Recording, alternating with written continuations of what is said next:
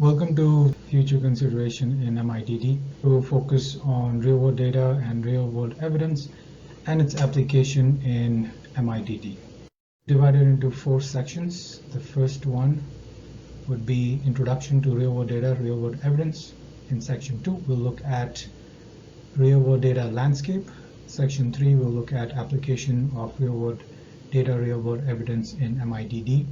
Section 4 will look at framework for evaluating real-world data, real-world evidence in regulatory decisions. Let's look at the definition for real-world data and real-world evidence. Real-world data is essentially data relating to patient health status. Also, it's the data that is collected routinely in healthcare settings from a variety of different sources. These sources can include doctor's notes, information submitted to an insurer, disease registries, mobile tech, such as variables and sensors, and also social media. Real-world evidence, on the other hand, is the clinical evidence regarding the usage, potential risks, and benefits and value of medical products and devices that are generated from real-world data. Currently, pharma industry is facing many challenges. Physicians are seeking peer-to-peer interactions. We know there's a raising drug development cost, which can be tackled using real-world data and real-world evidence. There's shifting demographics. Globally, the regulatory controls are becoming tougher and societal expectations have increased. Payers are pushing for use of real-world data and real-world evidence. The patient population is more vocal. There is an increasing regulations for post-marketing evidence, increasing safety concerns. There is the ongoing digital health revolution, and there is increased transparency expectations. There are several ways real-world data and real-world evidence can help answer questions across the drug development lifecycle. Some questions include, what is the disease epidemiology and unmet medical need? What is patient pathway from diagnosis to treatment? And other questions that are listed here. Different teams within pharma industry been utilizing real-world data and real-world evidence. These teams include research and development and safety teams, medical and payer teams, commercial and marketing companies. There are several considerations when it comes to real-world data and real-world evidence. They can be largely categorized in 3 groups. First one is planning, where we try to answer the question, what is the potential of real-world evidence across product lifecycle? Second is generation. How do I access high-quality real-world data? Third one is communication. What are the challenges associated with communicating real-world evidence? Let's look at in more details each of these. So first one is planning. Here, it is essential to understand the needs of healthcare decision makers. Collaborate with external experts to get advice on study design and how real-world data can be accessed. Using all that, it is important to generate a comprehensive real-world data study plan. It's important to account for local limitations such as budget constraint and logistics if you are planning to conduct the study globally. It's important a priori to look at source of bias and find ways to minimize them. Also, the research question a priori need to follow Finner and PICO criteria. When we look at generation, it is important to select appropriate study design data source to address research questions. For example, primary versus secondary data collection, or the type of study design, prospective, retrospective, hybrid approach, type of randomization, evaluation of benefit, risk, and consequences is another important considerations. We need to clearly define the primary and secondary objectives and endpoint. Missing data is crucial in terms of evaluating its potential implications. All these study teams and investigators need to be properly trained, and it's highly recommended to follow fair data principles when appropriate. Finally, communication is key. We need to establish the report methodology and data sources, ensure transparency in publication strategy, and there should be a commitment to publication regardless of the results. It is recommended that we follow best practice guidelines and recommendations. These can include MOOS and record.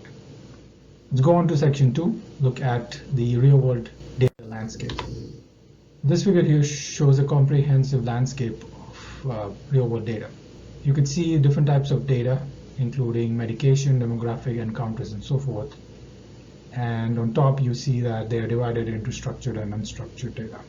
Within each of these different data types, you could see, for example, in medication, we have information for over-the-counter medication, information on the dose, route, medication filled, and so forth. This provides a good overview of what sort of data and what type of data we are looking at in terms of real-world data. When it comes to different types of data, they can be largely classified into 10 categories. These include clinical, medication, claims, molecular profiling, family history, mobile health, environmental, patient-reported, social media, and literature. Examples are given under each of these categories. More recently, we are seeing collection of mobile health and social media. Now you can imagine the amount of data that can be collected, and it would require a level of pre-processing, especially when the data are unstructured. These could include medical notes, which require more advanced analytics such as natural language processing to generate real-world evidence.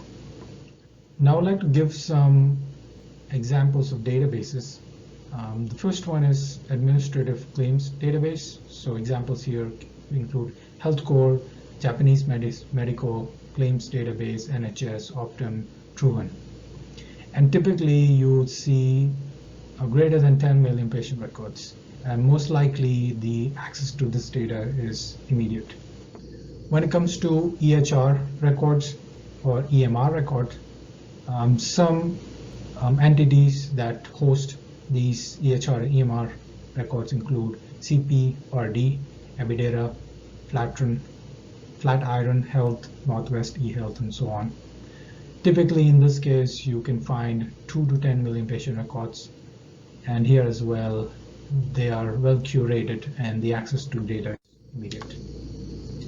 When it comes to clinical registries, the examples here can include American College of Cardiology, Swedish Heart, Caliber, and so on. Here you could find less than 2 million patient record. However, the data access might not be immediate, but most likely be within a year. The next is prospective studies and hybrid approaches. Examples here include CROs, AROs, academic partnership. The data is relatively limited to what I just mentioned, less than 1,000 patient record, and also data access can take longer than a year. Next is patient-generated data. This can include patients like me, CareNeedy, PCORNet.